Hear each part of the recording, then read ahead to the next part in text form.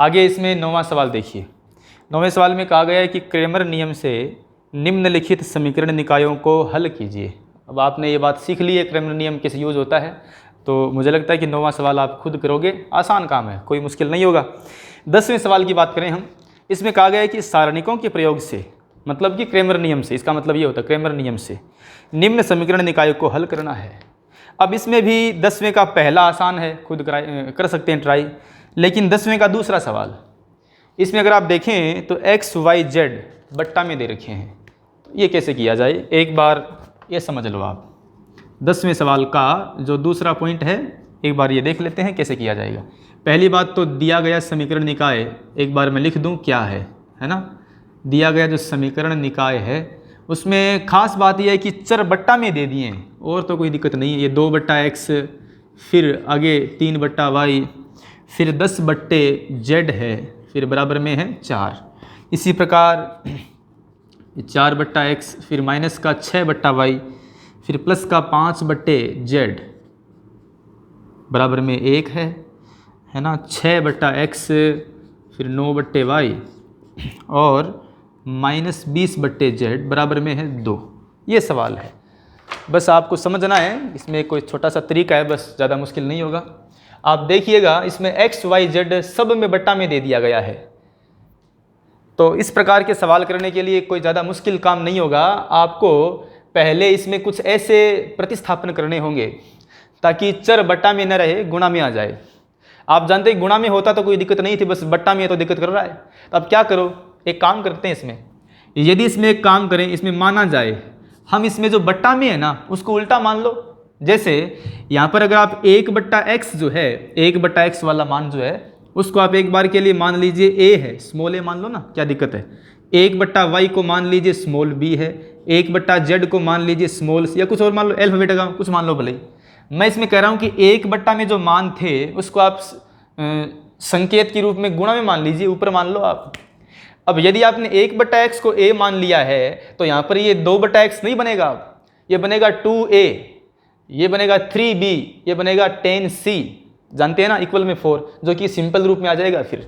और उस रूप में आपको फिर abc के मान निकालने हैं, और मान लो abc के मान सपोज 2 3 4 आ गए हैं, तो अगर abc के मान आ जाएंगे तो बस उसके उल्टे करने हैं आपको। उल्टा करते ही x का मान, y का मान, z का मान भी आ जाएगा। मान लो a का मान 5 है तो x का मान क्या होगा, x का मान बनेगा 1 बट्टा 5, है ना। ऐसे ही y का, z का मान निकालना आपको अपोजिट करके। तो हमें इसमें इस प्रकार से कुछ रिप्लेसमेंट करना है ताकि बट्टे वाले चर गुणा में आ जाएं एक नए संकेत के रूप में, और बाद में उसका मान निकाल के उल्टा करना ही है, ठीक है। तो कह सकते हैं अतः, अब देखिएगा ये जो इक्वेशन का निकाय है वो क्या बनेगा, अब इसको मान रहा हूँ मैं इक्वेशन नंबर 1 है। अतः इक्वेशन नंबर 1 से इसको आप इस रूप में लिख सकते हैं। अब ये बनेगा 2a, फिर बनेगा 3b, फिर प्लस में है 10c इक्वल्स टू 4 है ना। उसके बाद में 4a माइनस 6b प्लस का 5c इक्वल 1, और 6a फिर प्लस में है 9b minus 20c equals to 2 है। इक्वेशन नंबर 2 मान सकते हैं, ठीक है। अब हमें इसका हल निकालना है, और इसका हल निकालना आपने सीखा है वैसे अच्छे से, कोई दिक्कत नहीं होगी। आगे देखते हैं। अब सारणिकों के मान निकालने पर, अब सारणिकों के मान ज्ञात करते हैं। तो पहले निकालते हैं डेल्टा का मान। देख लो आप डेल्टा का मान कैसे निकाला जाएगा। डेल्टा का मतलब चरों की गुणांकों की सारणिक।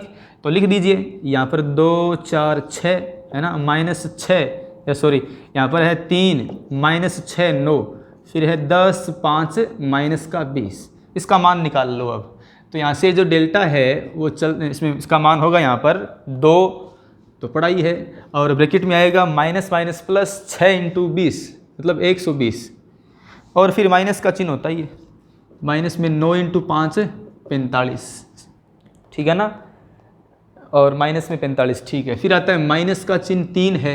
उसके बाद में इसका प्रसार क्या बनेगा, माइनस के 20 इंटू 4 मतलब माइनस के ही 80 है ना, और माइनस के ही 30, यहाँ से माइनस के 80 और माइनस के 30 आ गए, फिर प्लस का चिन्ह। आगे देखिएगा, उसके बाद में 10 के लिए होगा, आगे मैं यहाँ लिख रहा हूँ इसमें 10, और फिर ब्रैकेट में आएगा 9 इंटू 4 36, और फिर प्लस अगेन 36 हो जाएगा, ठीक है। इसका मान निकाल लेते हैं। ये 2 है, इसमें से घटा दो ना, 120 माइनस में 45, तो ये आप जानते हैं कि यहाँ पर जो है ये बनेगा 75, फिर माइनस माइनस प्लस हो जाएगा, तो 3 गुणा में 110 और फिर प्लस में है ही 10 इंटू 36 इंटू 2 मतलब 72। इसका मान निकाल लेते हैं। ये हो जाएगा 150, 330 और 720। इसका गुणा, इसका योग कर दो आप, 30, 20, 50, 50, 100, 800, 11, 1200। तो डेल्टा का मान आपके पास में आ चुका है, 1200 है। एक काम तो हुआ। अब निकालना है डेल्टा 1 से डेल्टा 3 तक के मान भी, चलो वो भी निकाल लेते हैं। तथा आगे वही डेल्टा 1, डेल्टा 1 का मतलब फर्स्ट कॉलम को रिप्लेस करना है इक्वल वाले मानों से, 4, 1, 2 से। ठीक है, इसी में देखो आप, फर्स्ट कॉलम बनेगा 4, 1, 2, बाकी सेम है, यही है। 3 माइनस 6 9, फिर 10 5 और माइनस का 20।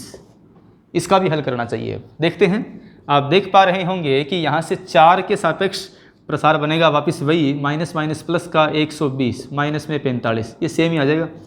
फिर जो है माइनस का 3, यहाँ से माइनस का 20 और माइनस का 10, फिर प्लस में आगे है ना 10 और इसके सापेक्ष होगा 9, माइनस माइनस प्लस का 12। इसका मान निकाल लो, 9 और 12, ठीक है। ये होगा वापस वही 150, 150 हो गया ये तो। अच्छा, इसमें minus minus plus, 30 into 3 90, plus का 90 आ गया। 9 और 12 21 मतलब कि 210 है ना, 210 आ गया ना। ये 304, 450 हो जाएगा ये। तो यहाँ से डेल्टा 1 का मान हो जाएगा 450। ये डेल्टा 1 का हमें मान प्राप्त हो चुका है। इसी प्रकार निकालते हैं फिर डेल्टा 2 का मान भी। तो डेल्टा 2, उसके लिए सेकेंड कॉलम को करना है रिप्लेस 4, 1, 2 से। तो फर्स्ट कॉलम वही है, 2, 4, 6, 4, 1, 2 और आगे है 10, 5 और माइनस का 20। इसका कर दीजिए प्रसार। तो इसको यहाँ लिख रहे हैं, देखिएगा यहाँ से जो है पहले तो प्रसार करना है 2 के सापेक्ष। तो 2 के सापेक्ष माइनस का 20, माइनस का 10 मतलब माइनस का 30, फिर आता है माइनस का चिन्ह 4 और इसके सापेक्ष होगा माइनस का 80 और माइनस का 30 है ना। 4 माइनस का 80 और माइनस का ही 30 है, फिर प्लस का चिन्ह। आगे देखिएगा 8 माइनस का 6, 8 माइनस 6, इसको हल करने पर आएगा ये माइनस का 60, माइनस माइनस प्लस, ये हो जाएगा माइनस माइनस प्लस 4 है ना, और 440 हो रहा है ये, ठीक है। और ये हो जाएगा प्लस का ही 20। इसका मान निकाल लो। तो ये होगा यहाँ पर डेल्टा 2 जो कि 400 आ रहा है। डेल्टा 2 का मान भी प्राप्त हो गया ऐसे। अब निकालते हैं डेल्टा 3 का मान। तो डेल्टा 3 बराबर में देखिएगा, तो इसमें शुरू वाले 2 कॉलम वही होंगे, 2, 4, 6, 3 माइनस 6 और 9 और ये है 4, 1, 2।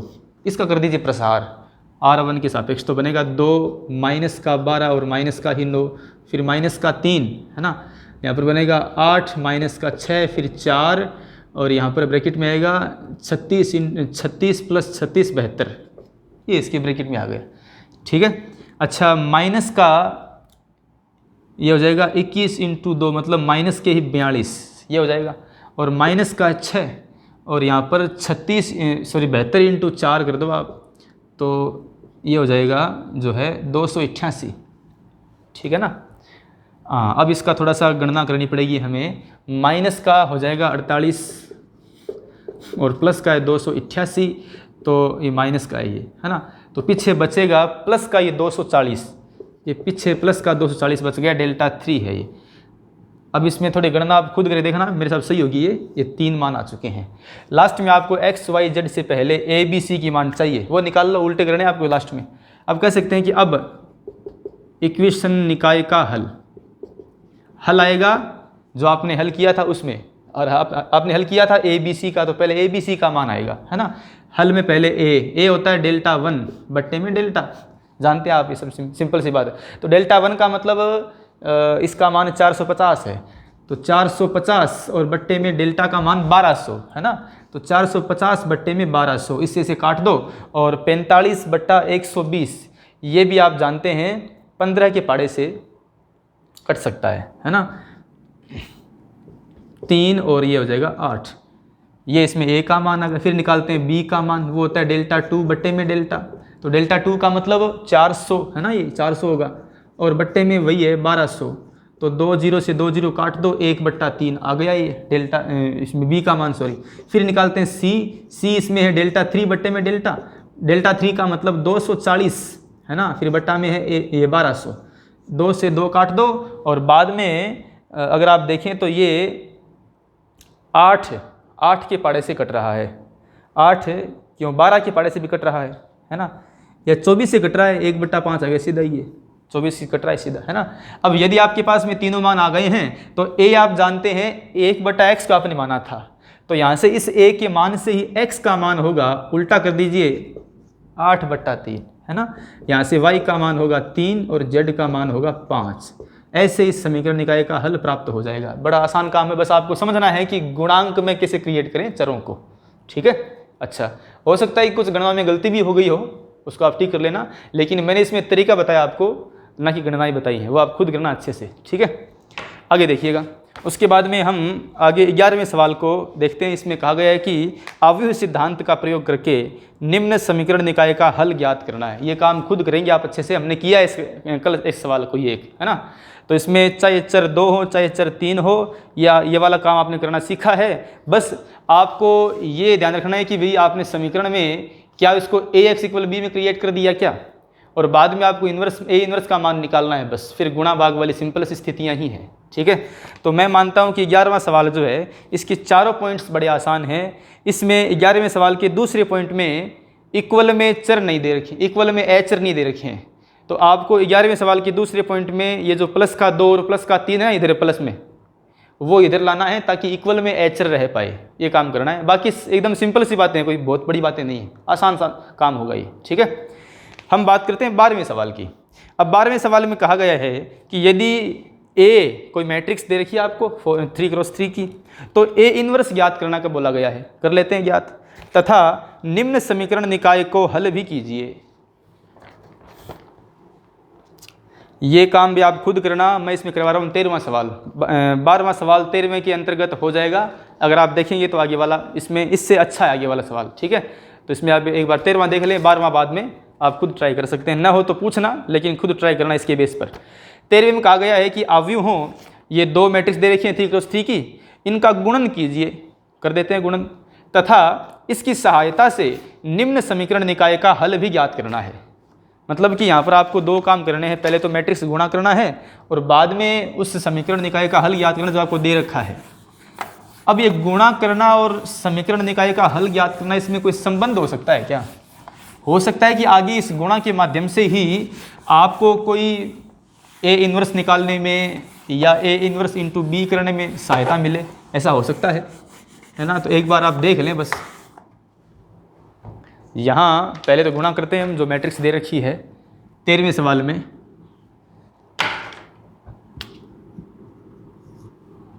पहले इनको मान लो ना, कोई संकेत दे तो PQ मान लेते हैं। पहले तो मान लेते हैं इसमें, माना प्रदत्त मैट्रिक्स या मैट्रिसेस। पहले मान लेता हूँ कि मैं P है, ये जो पहले आपको दे रखी है उसको मान लेते हैं P है। ये है -4 4 4 है ना, फिर -7 1 3, फिर है 5 -3 और -1, ये मैट्रिक्स P दे रखी है। तथा मैट्रिक्स Q मान लेते हैं अगले वाली को। इसमें है 1 फिर -1 1 1 -2 2 1 3, ठीक है ना। अच्छा चलिए गुणा करते हैं इसको हम। अब गुणा करने पर मतलब कि P इंटू Q का मान निकालना चाहिए। तो P इंटू Q के लिए एक बार मैं दोबारा लिखूंगा इसको। यही है -4 -7 5 4 1 -3 4 3 -1 है ना। इससे आगे इसे गुणा करना है। तो -1 -2 1 1 -2 3। अच्छा गुणा कीजिए। आप जानते हैं कि मैट्रिक्स में पंक्ति से स्तंभ गुणा होता है, तो वो काम कर लेते हैं इसमें हम। देखिएगा, इसकी पहली पंक्ति उठा के इसके स्तंभ पर रखो, तो इसको रखने पर -4 +4 है ना, कट गया वो, और +8 बच गया, तो यहाँ पर 8 आ जाएगा, सामान्य सी बात है। फिर पहली पंक्ति और दूसरा स्तंभ, तो -4 -8 +4 है ना, -4 +4 -8 +4 मतलब 0 आ गया ना ये, तो यहाँ पर आएगा 0 सिंपल सी बात है ये। इस पर रखो तो यहाँ पर आएगा माइनस का 4 माइनस का 8 मतलब माइनस के 12 और प्लस के 12, ये भी 0 आ जाएगा। ऐसे इसमें प्रथम पंक्ति ऐसी बन रही है। फिर निकालते हैं दूसरी पंक्ति को ही हम, तो माइनस का 7 ये भी 0 आ रहा है। अगर आप देखें तो यहाँ पर इन शॉर्ट ये हो रहा है भाई, अब खुद कर लें, सिंपल सी बात है। यहाँ पर एक 8 गुणा वाला इकाई प्राप्त हो रहा है आपको, ऐसा हो रहा है, ठीक है। इसका मतलब ये हुआ कि ये ऐसा बन गया है, 8 कॉमन लो आप तो पीछे बचेगा ये 1 0 0 0 1 0 0 0 1, है ना। अच्छा, इसका मतलब ये हुआ ना कि P Q is equals to 8, और ये आई ही तो है, इज इक्वल्स टू 8 आई आ चुका है। एकदम सिंपल बात है, कोई बहुत बड़ी बात नहीं है ये। और हमें यहाँ से ये गुणा करने से फ़ायदा क्या हुआ? अब हमें यहाँ से फ़ायदा ये हुआ कि अब यदि हमें P इन्वर्स का मान चाहिए या Q इन्वर्स का मान भी चाहिए तो वे दोनों मान पक्षांतरण से प्राप्त हो सकते हैं। अगर आप देखें तो हमें हालांकि आगे देखना है कि क्या निकालना पड़ेगा आपको। अगर मुझे यहाँ पर P इन्वर्स का मान चाहिए तो मैं क्या करूँगा कि I के बट्टा में P लाऊंगा और Q के बट्टा में 8 लाऊंगा। तो मैं कह सकता हूँ कि यहाँ से P इन्वर्स का मान क्या है, 1/8 Q है। ये हो रहा है यहाँ पर। इसी प्रकार अगर आपको मान लो कि Q इन्वर्स चाहिए तो Q इन्वर्स का मान होगा 1/8 P। यहाँ से दोनों के मान आ रहे हैं। अब देखना पड़ेगा इसमें कौन सा मान चाहिए आपको आगे, ठीक है ना। और वो होगा, वो पता चलेगा आपको समीकरण निकाय को देखने से ही, है ना। एक बार यहाँ पर छोड़ो, आगे देखते हैं। इसमें हम इसको मान लेते हैं इक्वेशन नंबर 1। अब बात करते हैं अभिष्ट समीकरण निकाय की। देखिएगा, हमें इक्वेशन का सिस्टम दे रखे कुछ ऐसा, तथा समीकरण निकाय, आपको समीकरण निकाय के रूप में 3 इक्वेशंस ये दे रखी हैं भाई, x माइनस वाई, है ना, plus Z is equals to 4 है, ठीक है। उसके बाद में x माइनस 2y माइनस का ही है 2z इक्वल 9, और 2x plus Y plus 3z equals to 1 है। इसको मानना चाहिए इक्वेशन नंबर स्टार, और हमें इसका हल पूछा गया है। चलो निकाल लेते हैं। और पूछा गया है किसके माध्यम से? अवयव सिद्धांत के माध्यम से। तो पहले इसको हमें तोड़ना पड़ेगा ना, ax इक्वल b के रूप में। चलो तोड़ देते हैं इसको हम। देखिएगा यहीं से ही अगर हम देखें तो इसमें चरों की गुणांक अलग कर लीजिए, चरों की गुणांक अलग कर लो। 1 माइनस 1 1, है ना, प्रथम पंक्ति बन गई है। उसके बाद में दूसरी पंक्ति के 1 माइनस 2 ये है 1 माइनस 2 और तीसरी पंक्ति है 2 1 3, ये है 2 1 3। और आगे होते हैं चर जो कि हैं x y z। बराबर में चल रहा है 4 9 1, ठीक है। इसमें आप इसको रख सकते 4 9 1 इक्वल में चल रहा है, ये है। अब यदि आप देखें तो यहाँ पर स्पष्ट हो रहा है कि ये Q ही तो है, Q की जैसा नहीं है कि Q जैसा एकदम सेम है। इसका मतलब यहाँ पर ax इक्वल b में यहाँ पर Q आ चुका है, मतलब यहाँ पर ये qx इक्वल में r मान सकते हैं, ऐसा हो रहा है, ठीक है। अच्छा, इसका मतलब ये हुआ कि यहाँ से बन गए Q, इसको मान रहा हूँ मैं x बराबर, इसको मान लिया मैंने एक बार के लिए r, संकेत में कह रहा हूँ मैं केवल, ठीक है। और x का मान चाहिए तो x का मान क्या होगा यहाँ से, वो होगा Q इनवर्स गुणा में r। इक्वेशन नंबर इसको मान लीजिए 2 है ये, है ना, 1 के बाद में ये 2 हो जाएगी, ठीक है। अच्छा, अब आप जानते हैं कि हमें इसमें x का मान निकालने के लिए Q इनवर्स का मान चाहिए, और Q इनवर्स का मान यहाँ से निकाल सकते हैं हम आसानी से ही। इक्वेशन नंबर 1 से अगर आप देखें तो Q इनवर्स का मान क्या होगा, वो होगा 1/8 P। अब समझना खुद है ये क्यों होगा ऐसा। आप जानते हैं कि मैट्रिक्स का एक I होता है, तो आप क्या करोगे, I के बट्टा में Q लाओगे। जैसे 1/2 का मतलब क्या होता है, 2 का इनवर्स। ऐसी मैट्रिक्स की भाषा में I/Q का मतलब होता है Q का इनवर्स। तो 1/Q मतलब I/Q, ये बनेगा Q इनवर्स, और यहाँ से 8 जाएगा P के बट्टा में भी, है ना। तो यहाँ से Q इनवर्स का मान आ गया है 1/8 P, या फिर P/8 कह सकते हैं, है ना। आगे देखिएगा, हम कह सकते हैं कि यहाँ से x बराबर में आ जाएगा 1/8 PR। रीज़न है इक्वेशन नंबर 1। इक्वेशन नंबर 1 से आपने समझ लिया कि इसमें Q इनवर्स का मान 1/8 P आ रहा है ना। अच्छा, यहाँ पर अब PR का मान रखो और उत्तर निकालो बस। 1/8 तो है ही बाहर। अच्छा, P का मतलब यही है, ये -4 4, फिर वापस 4, फिर माइनस का 7 1 3, है ना, फिर 5 -3 माइनस का 1, ये है। फिर इससे गुणा होगा R का मतलब यही है 4 9 1। अब ये गुणा कर लो बस, गुणा करना सब जानते हैं, मुश्किल नहीं है कोई।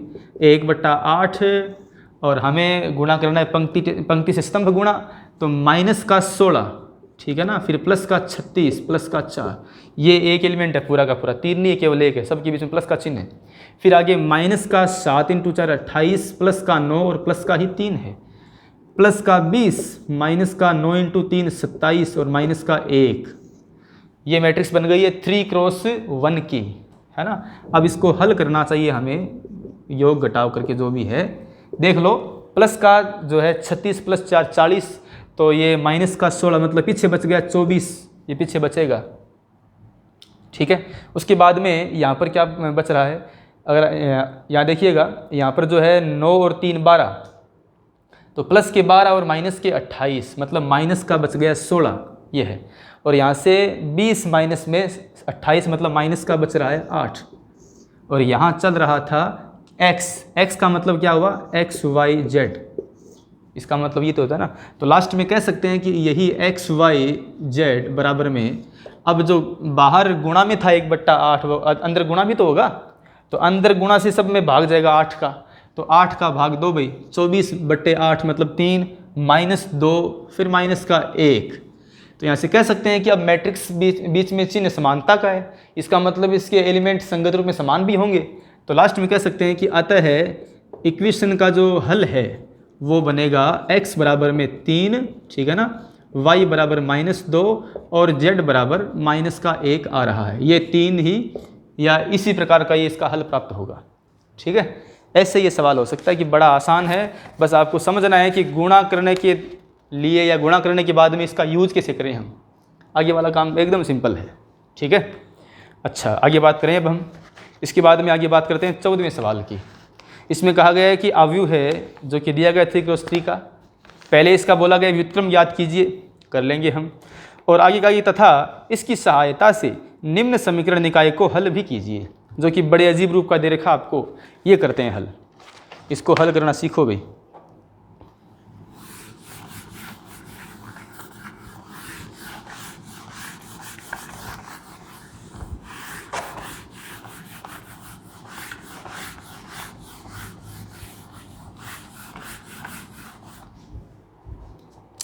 तो इसमें पहले तो उसका व्युत्क्रम निकाल लेते हैं, बाद में देखते हैं कि हल कैसे निकाला जाए। देखिएगा, पहले तो मान लेते हैं कि इसको a मान लो आप, जो दिए गए समीकरण निकाय है ना, मान लेते हैं कि a है, माना दिया गया अवयव है, माना दिया गया अवयव जो है वो संकेत रूप में मान लेते हैं कि a है, और आगे मैट्रिक्स सेम लिख देते हैं जो आपको दे रखी है, 1 2 1, फिर -1 1 1, है ना, 1 -3 1, ये आपको मैट्रिक्स ए दे रखी है। और आपको बोला है कि इसका व्युत्क्रम याद करो, चलो याद करते हैं। उसके लिए आपको 2 काम करने पड़ेंगे, पहले तो ए का सारणी निकालना पड़ेगा और बाद में एडजेंट ऑफ ए निकालना पड़ेगा। वो काम देखिए करते हैं इसमें। अब पहले निकालते हैं ए का सारणिक, तो वो होगा इसमें 1 के सापेक्ष प्रसार से 1 + 3, है ना, फिर माइनस माइनस प्लस का चिन्ह आएगा, फिर होगा 2 और प्लस में 3 ही है, फिर वापस प्लस का चिन्ह, है ना, फिर 2 - 1। अच्छा, यहाँ से सारणिक ऑफ ए आ गया 4, फिर प्लस में 5 + 1, मतलब सारणिक ऑफ ए आ चुका है 10। ये इसमें इसका मान, जो कि आप जानते हैं कि 0 तो नहीं है, इसका मतलब हल आ सकता है, संगत है निकाय, ठीक है। आगे बात करते हैं। तथा ADJ ऑफ ए, मतलब ए का सहखंडज मैट्रिक्स, वो निकाल लेते हैं। उसका आपने याद किया तो तरीका क्या होता है, इस प्रकार के ढांचे में यहाँ लिखते हैं ट्रांसपोज का चिन्ह और यहाँ लिखते हैं सबके स्थानीय चिन्ह, तो प्लस माइनस प्लस, है ना, फिर माइनस प्लस माइनस और प्लस माइनस प्लस, एकदम सिंपल सी बात सबके लिए।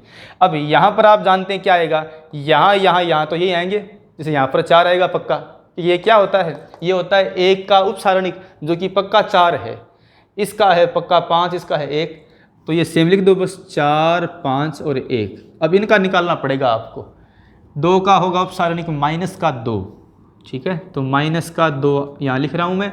उसके बाद इसका होगा 0, ये 0 हो जाएगा, और इसका होगा 1 और 1 वापस +2, ठीक है। अच्छा, उसके बाद इसकी बात यहाँ पर होगा 3 - 1 मतलब 2 हो जाएगा, और यहाँ से जो है -3 - 2 मतलब -5, ठीक है। उसके बाद में 1 और 2 यहाँ पर आ जाएगा 3 प्लस का है। अब कर दो इसका ट्रांसपोज भी, तो बनेगा यहाँ से ADJ ऑफ ए बराबर में देखिएगा ट्रांसपोज से 5 माइनस 4 माइनस 5 1, 2 0 माइनस 2 2 5 3, ये इसका एडजेंट ऑफ ए आ चुका है। एकदम सिंपल सी बात है।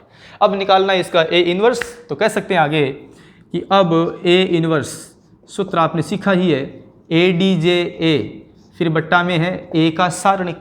अच्छा, यहाँ पर इसका मतलब क्या हुआ, ये ए डी जे ए है और बट्टा में क्या है 10, इसका मतलब यहाँ पर इसका मान होगा 1/10 गुणा वापस वही ए डी जे ए जो कि था 4 2 2 है ना, फिर -5 0 5, फिर 1 -2 3, ये इसमें ए इन्वर्स आ चुका है। एकदम सिंपल बात थी। ठीक है, अब बात करते हैं दिए गए मैट्रिक्स या दिए गए समीकरण निकाय की, उसकी बात अब करते हैं हम। आगे देखिएगा, अब प्रदत्त समीकरण निकाय, ये समझो अच्छे से, बस आपको यही बात पूरी समझनी है, आगे वाली बात ही। अगर ये समझ ली बात तो आगे वाला काम बड़ा आसान होगा, आपके लिए मुश्किल नहीं है कोई।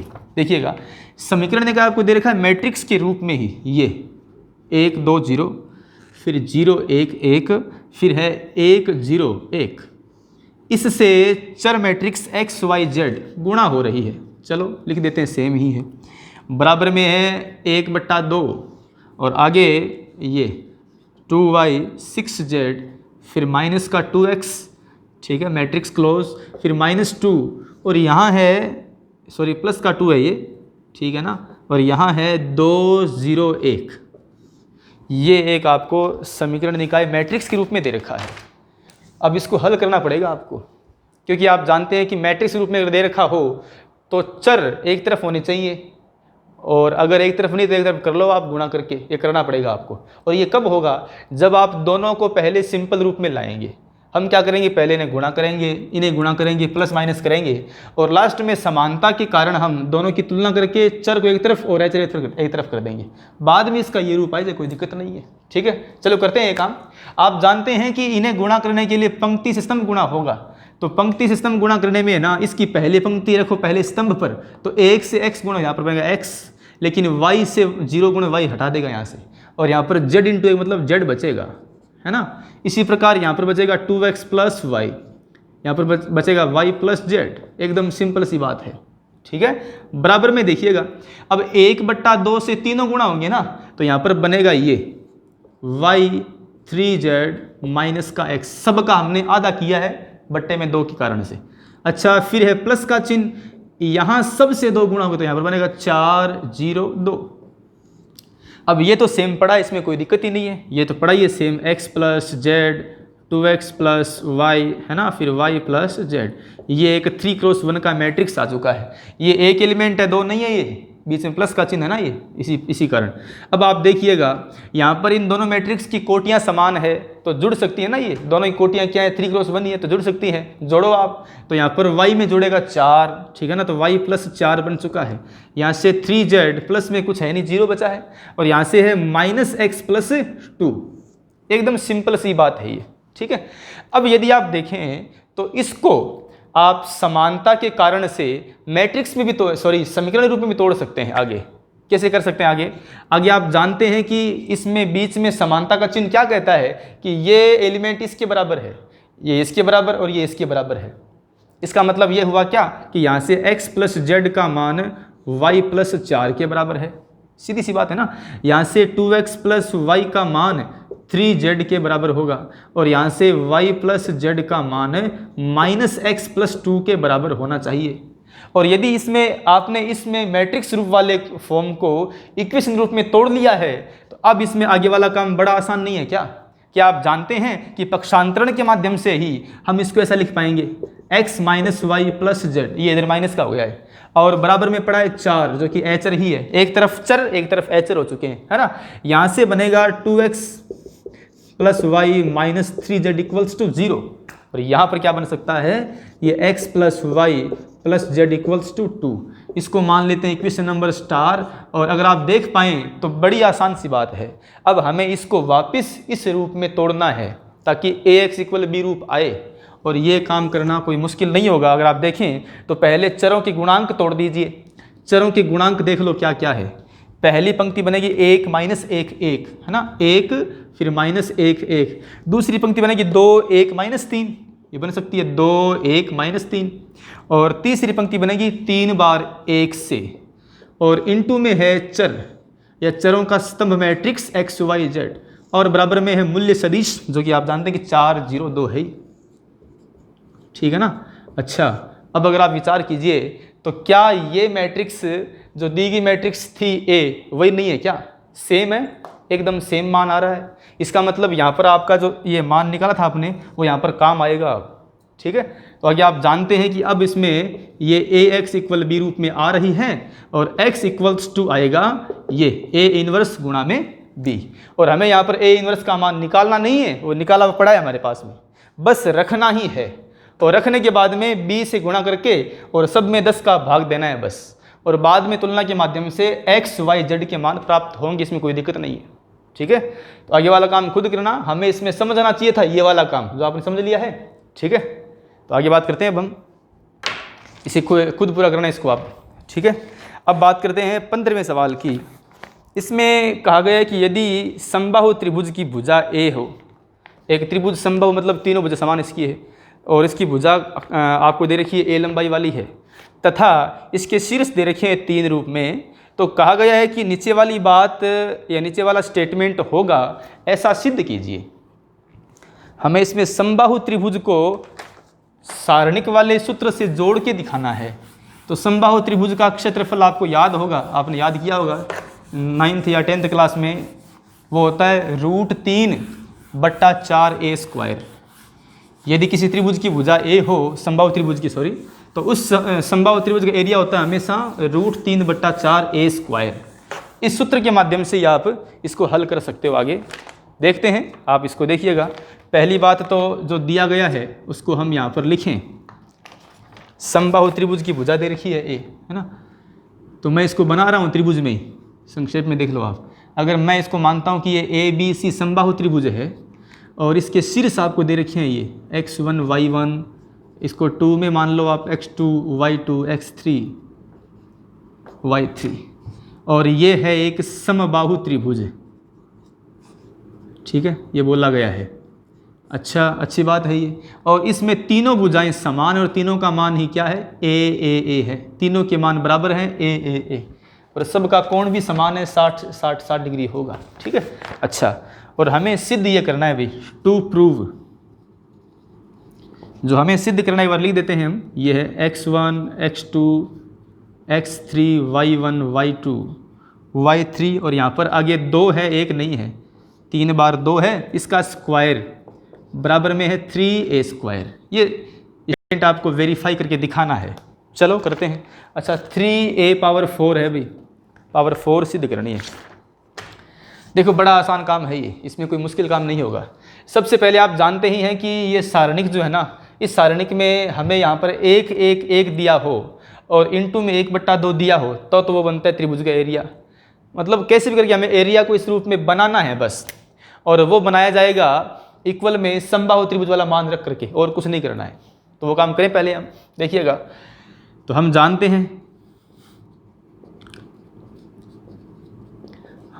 हैं कि समबाहु त्रिभुज का क्षेत्रफल, समबाहु त्रिभुज का क्षेत्रफल, और ये अगर मैं इसको मानता हूँ कि डेल्टा है, तो डेल्टा के रूप में क्या होगा, ये होगा √3/4a², है ना। इक्वेशन नंबर 1 हो गई, सिंपल सी बात है।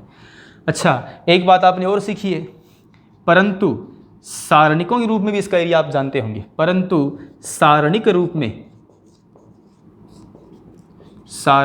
में त्रिभुज का क्षेत्रफल,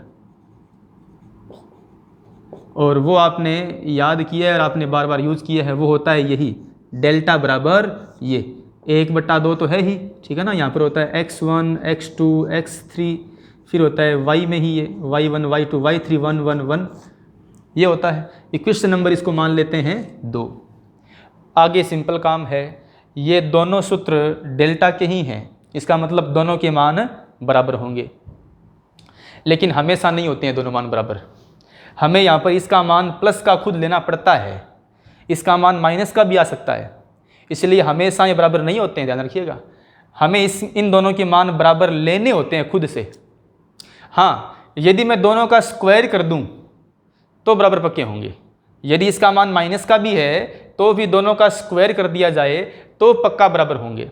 और यदि स्क्वायर न किया जाए तो क्षेत्रफल के अंतर्गत बराबर ले लो भले ही, लेकिन अगर मैं आंकड़ों की बात करूं तो बराबर नहीं है, ये हमेशा नहीं होते हैं। तो हमें यहाँ पर इन जनरल स्क्वायर भी करना पड़ेगा ताकि बराबर हमेशा ही रहे ये। ठीक है, देखिएगा आगे इक्वेशन नंबर 1 एवं इक्वेशन नंबर जो है 2 से, इन दोनों से आप देख पा रहे होंगे कि इस सारणिक का मान √3/4 ए स्क्वायर के बराबर आप ले पाएंगे। एक बार लेते हैं इसको, तो 1/4 वापस वही बात है, x1 x2 x3 है ना, फिर y में मान है ये, और यहाँ पर 3 × 1 बराबर में है √3/4 ए स्क्वायर। क्या आप जानते हैं कि यहाँ पर ये जो 4 है, इस 4 को इधर गुणा कर सकते हैं हम, और जब ये गुणा होगा तो 2 से 4 कटने पर यहाँ पर गुणा में 2 बचेगा। वही 4 यहाँ गुणित होगा ना ऊपर, और वो इस 2 से काट कर ऊपर 2 बचा देगा। मतलब कि इस 4 के पक्षांतरण से इस सारणी के गुणा में 2 आ चुका है। और यह 2 सारणिक की सारणिक है, मैट्रिक्स नहीं है ये। सारणिक में आप जानते हैं कि गुणा करने पर वह कोई एक पंक्ति या स्तंभ से गुणा होता है। अब हमें सोचना है कि किससे करें हमें चाहिए तीसरा स्तंभ 2 2 2 प्रकार का, इसलिए हमें जानबूझ करके इस 2 को तीसरे स्तंभ से गुणा करना है, ना कि प्रथम से, ना कि द्वितीय से, ना कोई पंक्ति से करना है। ठीक है, अब आप देख पा रहे होंगे यहाँ पर इस 2 को मैं या कह सकते हैं कि 2 को C3 से गुणा करने पर तो यहाँ पर बनेगा यही x1 x2 x3, ठीक है ना, फिर y1 y2 y3, और यहाँ पर सब बन गए हैं 2 2 2 बराबर में है √3, यहाँ पर चल रहा है ए स्क्वायर। ठीक है, अब हमें करना चाहिए इसका स्क्वायर भी, तो आगे स्क्वायर करने से आगे जो है स्क्वायर करने पर ये बन गया x1 x2 x3 y1 y2 y3 3 × 2 इसका स्क्वायर बराबर में √3 का स्क्वायर 3, a का स्क्वायर a की घात 4 हो जाएगी। ठीक है, वैसे हमें अब सिद्ध हो चुका है। वैसे हमें सवाल में केवल यहाँ तक भी बोल सकता है सिद्ध करने के लिए, पर यहाँ तक सिद्ध करने वाला जो सवाल है वो पूरा सही नहीं माना जाता, क्योंकि क्या पता इसका मान माइनस का आ रहा होता है ना। इसलिए हमें इसमें इसको नहीं दिया है, हमें सिद्ध करने वाला सवाल इस रूप में दिया है ताकि सवाल पर कोई प्रश्न न उठे। अब ये सिद्ध करना बिल्कुल सही है, ये गलत हो सकता है, ये गलत हो जाता है, इस पर संदेह है, लेकिन ये पक्का सही कि यहाँ पर आप जानते हैं कि माइनस का चिन्ह भी स्क्वायर से प्लस का चिन्ह बनेगा। ठीक है, इस प्रकार से सिद्ध होता है कि ये स्टेटमेंट सही होगा। ठीक है।